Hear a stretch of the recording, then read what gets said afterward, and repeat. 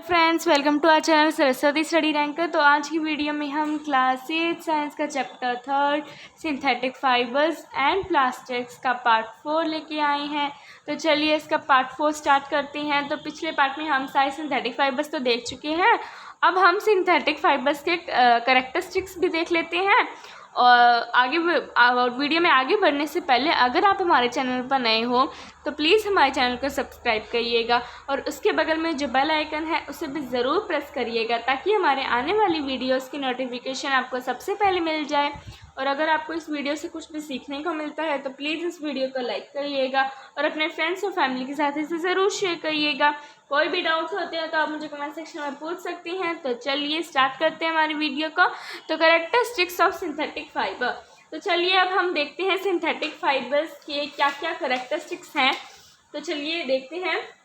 एक तो है कि ये जो सिंथेटिक फाइबर्स है ना, ये बहुत जल्दी सूख जाते हैं और ये बहुत लंबे समय तक चलती हैं। ये अफोर्डेबल भी होते हैं, मतलब महंगे भी नहीं होते ज़्यादा, और ये हर जगह इजीली अवेलेबल हो जाते हैं। ठीक है, और ये इनकी मेंटेनेंस भी बहुत ही कम होती है, इजी टू मेंटेन होते हैं। जैसे कि अगर आप हमारे नेचुरल फाइबर्स देखो ना, तो सिल्क की जो महंगी महंगी साड़ियाँ होती हैं तो उनमें गोलियाँ डालनी पड़ती है और होती हैं, कीड़े लगने का डर रहता है, बहुत सारी उसमें होती हैं। लेकिन ये जो प्लास्टिक्स है, ये जो सिंथेटिक फाइबर्स हैं, ये ईजी टू मेंटेन होते हैं। ठीक है, और ये जो है ड्यूरेबल भी होते हैं। हमारी सिल्क इतनी ड्यूरेबल नहीं होती, बहुत जल्दी फट जाती है सिल्क, और लेस एक्सपेंसिव भी होती है। सिल्क तो बहुत ज़्यादा एक्सपेंसिव होती है ना, लेकिन हमारा जो रेयन है आर्टिफिशियल सिल्क वो तो सस्ता होता है, यानी कि सिंथेटिक फाइबर्स हैं वो अफोर्डेबल भी होते हैं। ठीक है, अब एक एक्टिविटी देखो। आप क्या करो, अपने घर में से कोई एक नेचुरल फाइबर का कपड़ा ले लो। ठीक है, जैसे कि कॉटन का कपड़ा ले लो या वूल का कोई कॉटन का कपड़ा ले लो या कोई वूल का कपड़ा ले लो। ठीक है, और एक आप ले लो अपने घर में कोई भी सिंथेटिक फाइबर, जैसे कि आप कोई भी सिंथेटिक फाइबर ले लो, रेयन, नायलॉन, पॉलिएस्टर, कोई भी कपड़ा ले लो। ठीक है, अब आपको उन दोनों को क्या करना है, आपको पानी में उन दोनों को भिगोना है। ठीक है, यानी कि उन्हें एक तरह से धो देना। ठीक है, उन्हें पड़े रहने देना, सोख कर देना, भिगो देना, और फिर आप उन्हें थोड़ी देर के लिए धूप में फैला देना उन कपड़ों को निकालने के बाद पानी से। और फिर आप देखना थोड़ी देर बाद कि कौन सा कपड़ा वो जल्दी सूखेगा। ऑब्वियसली हमारे सिंथेटिक फाइबर्स है ना, बहुत जल्दी सूख जाते हैं इनके। ठीक है, और ये जो है ये बहुत जल्दी ड्राई अप क्विकली हमें पता चल गया। ठीक है, और आप अपने मम्मी पापा से पूछना कि आप ना मतलब सिल्क की साड़ियों को कैसे रखते हो, और कॉटन की साड़ियाँ रखनी कितनी मुश्किल होती है। लेकिन on the other hand synthetic fibres are very easy to maintain. Okay, तो देखो क्या होता है, सिंथेटिक फाइबर्स के जो हमारे पोर्स होते हैं, जो फाइबर्स होते हैं, वो एकदम टाइटली, एकदम क्लोजली पैक होते हैं, एकदम भिड़े हुए होते हैं। वो फाइबर्स में गैप है वो बहुत कम होता है, वो एकदम ऐसे भिड़े होते हैं, एकदम भिड़े होते हैं। तो उससे क्या होता है, ये बारीक बनते हैं और सॉफ्ट भी बनते हैं। ठीक है, फाइबर्स हैं वो हमारे जितने पास होते हैं वो उतने ज़्यादा सॉफ्ट होते हैं। लेकिन जो नेचुरल फाइबर्स हैं जैसे कि कॉटन, वो थोड़े दूर दूर होते हैं, उनके पोर्स थोड़े दूर दूर होते हैं। तो क्या होता है, जैसे ही उनमें पानी गिरता है तो वो उनमें भर जाता है, तो वो टाइम लेते हैं इसलिए सूखने में। ठीक है, अब यही था आपका, ये तो छोटा सा टॉपिक था, मैंने कवर करवा दिया। अब हम जो मेन देखने वाले हैं तो वो आज की वीडियो में प्लास्टिक है। तो चलिए अब हम प्लास्टिक स्टार्ट करते हैं। तो चलो बच्चों, अब हम देखते हैं प्लास्टिक। तो जैसे सिंथेटिक फाइबर्स हैं वो क्या होते हैं, सिंथेटिक फाइबर्स एक पॉलीमर तो होते हैं। सिमिलरली उसी तरह प्लास्टिक भी पॉलीमर ही होती हैं। फाइबर्स को हम पॉलीमर ही तो कहते हैं। फाइबर्स पॉलीमर मिल कर क्या बनते हैं, फाइबर्स बनते हैं। तो पॉलीमर को एक तरह से फाइबर भी कह सकते हैं और फाइबर को पॉलीमर भी कह सकते हैं ना। तो अब देखो, जो प्लास्टिक्स होते हैं, कुछ प्लास्टिक्स की जो अरेंजमेंट होती है यूनिट्स की, उनकी जो यूनिट्स की जो अरेंजमेंट होती है, कुछ में तो होती है वो लीनियर और कुछ प्लास्टिक्स में होती है वो क्रॉस लिंक्ड। ठीक है, और यही जो प्लास्टिक्स है यही उसकी हार्डनेस डिसाइड करती है, यही अरेंजमेंट। समझ नहीं आया, समझ आएगा। और आपको पता है कि जो प्लास्टिक्स है ना वो ऑलमोस्ट के सभी शेप्स और साइजेस में आपको अवेलेबल हो जाएंगे। चाहे आपको कितना ही बड़ा प्लास्टिक चाहिए, चाहे आपको कितना ही छोटा प्लास्टिक चाहिए, सर्कल, राउंड, स्क्वायर, रोम्बस, हर शेप में, एवरी शेप। ये देखो, ये सिलेंड्रिकल शेप में, मतलब हर तरह हम अपने आसपास देखेंगे हर कहीं हमें प्लास्टिक ही दिखाई देगा। तो देखो बच्चों, कुछ प्लास्टिक्स की जो चेन है ना वो क्या होती है, ये लीनियर होती है। तो क्या होता है, उन पे जब हीट आती है तब वो मतलब मेल्ट हो जाते हैं, वो चेनें वो अलग अलग हो जाती हैं, तो वो क्या हो जाती हैं, वो फिर मुड़ने लग जाता है प्लास्टिक। ठीक है, जैसे ये प्लास्टिक है, अगर मैं इसे गर्म करूँगी ना तो पिघल जाते हैं। ये प्लास्टिक ऐसे होते हैं जो कि मेल्ट हो जाते हैं, उन्हें हम कहते हैं लीनियर। तो उन्हीं प्लास्टिक्स, ये लीनियर और ये जो क्रॉस लिंक्ड है ना अरेंजमेंट्स, यही आपको दो तरह के प्लास्टिक देते हैं। एक ऐसे प्लास्टिक जो कि मेल्ट हो जाते हैं और बेंड हो जाते हैं बार बार, और ऐसे प्लास्टिक्स जो कि सिर्फ एक बार बेंड हो सकते हैं या फिर वो हीट करने पर मेल्ट नहीं होते। वैसे प्लास्टिक्स की ना क्रॉस लिंक्ड होती है अरेंजमेंट्स। जैसे कि देखो, ये क्रॉस लिंक्ड अरेंजमेंट है। यहाँ पे क्या है, यहाँ पर भी एक चेन आ जाती है, यहाँ पर भी एक यूनिट, यहाँ पर भी एक यूनिट, मतलब ऊपर नीचे दाएं बाएं हर जगह एक यूनिट ही होती है। इसे हम कहते हैं क्रॉस लिंक्ड, यानी ये लिंक इससे जुड़ी हुई है, ये इससे जुड़ा हुआ है, ये इससे जुड़ी हुई होती है। तो ये ना मतलब जुड़ी होती है आसपास में। ठीक है, लेकिन इसमें क्या होता है, ये सीधी जाती है। ठीक है, तो इस तरह से होते हैं। अब प्लास्टिक्स के हम, जैसे हमने सिंथेटिक फाइबर्स के करैक्टरिस्टिक्स देखे थे, सिमिलरली अब हम करैक्टरिस्टिक्स देखने वाले हैं प्लास्टिक्स के।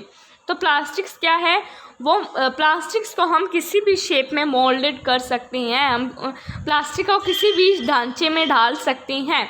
और जो प्लास्टिक को हम रिसाइकल कर सकते हैं, यानी कि कबाड़ी वाले को देते हैं ना, तो वो कबाड़ी वाला क्या करता है, उसे मेल्ट कर देता है प्लास्टिक्स को, और फिर उससे और कोई शेप दे देता है फैक्ट्रीज़ में जाके, और ये रीयूज़ कर सकते हैं। जैसे कि हम आपको बताएं तो क्या होता है, कभी कभी कोई जार आ जाती है ना क्रीम की, या फिर कोई कुछ किसी चीज़ में खाली हो जाती है, तो हम इसमें क्या करते हैं, नमक डाल देते हैं, चीनी डाल देते हैं, तो वो हम इसका रीयूज़ ही तो कर रहे हैं। फिर प्लास्टिक है वो हर कलर में अवेलेबल होता है, हर एक कलर में आपको प्लास्टिक मिल जाएगा। ठीक है, और प्लास्टिक मेल्ट भी हो सकता है। जैसे कि अगर आप देखो कोई भी प्लास्टिक हो, मान लो any plastic can, some plastics can be melted, not all plastics can be melted, only some plastics can be melted।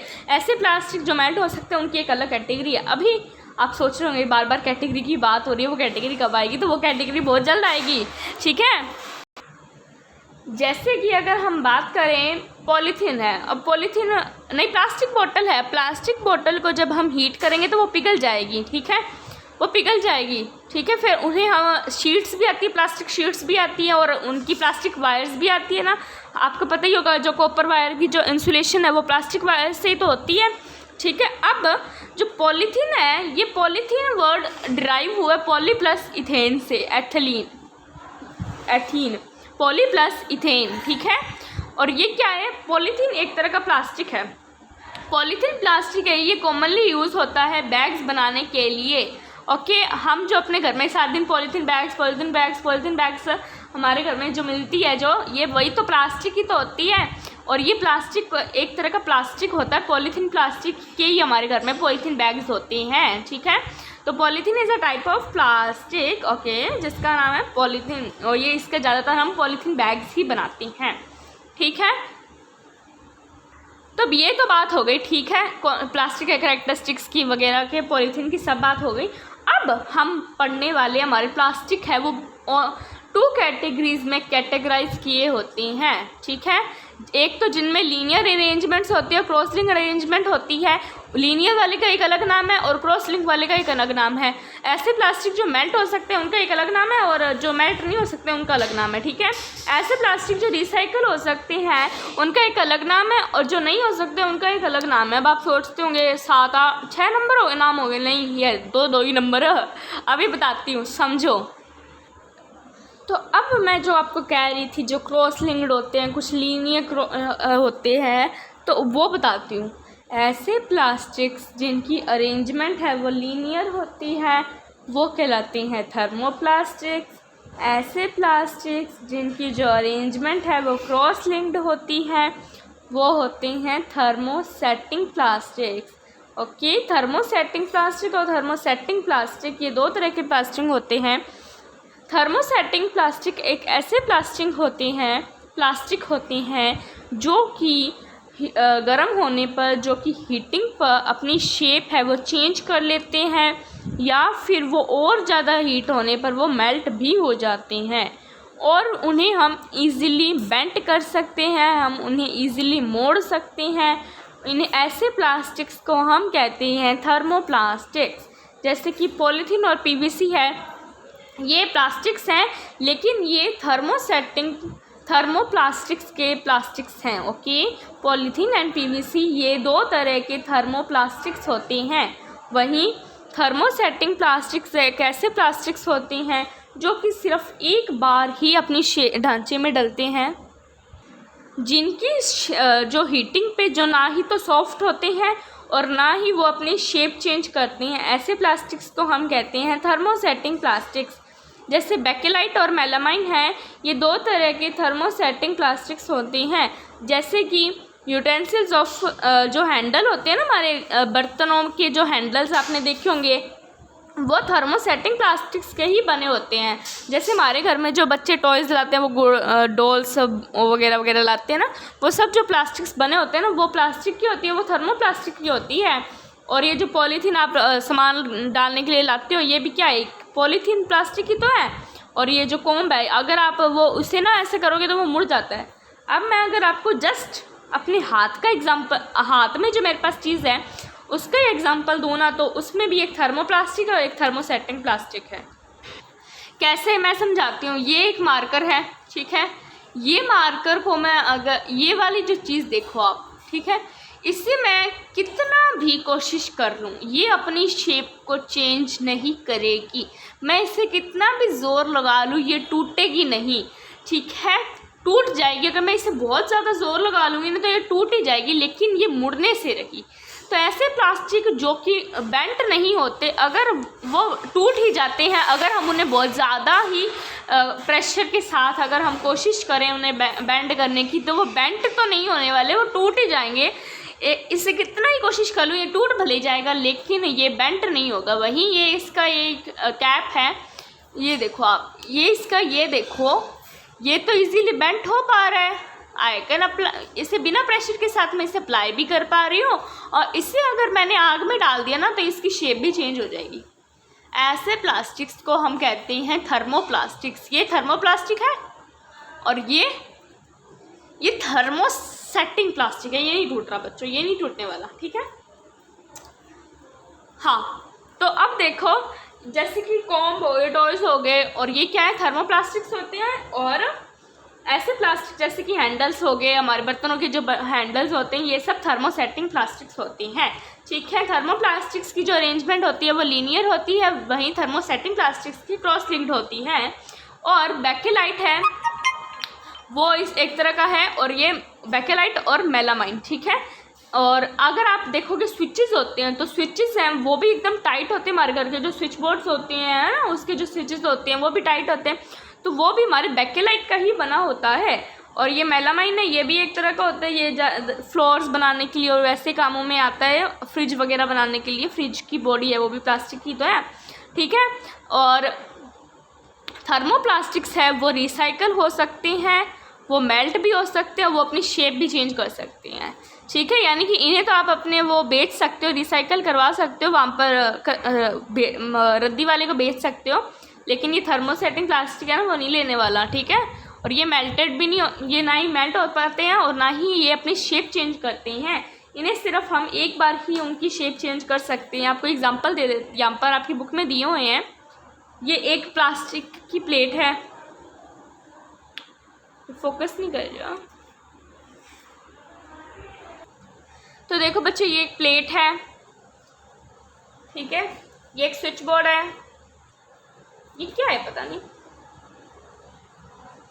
ये हैंडल है बच्चों बर्तनों का, ये हैंडल है किसी बर्तन का।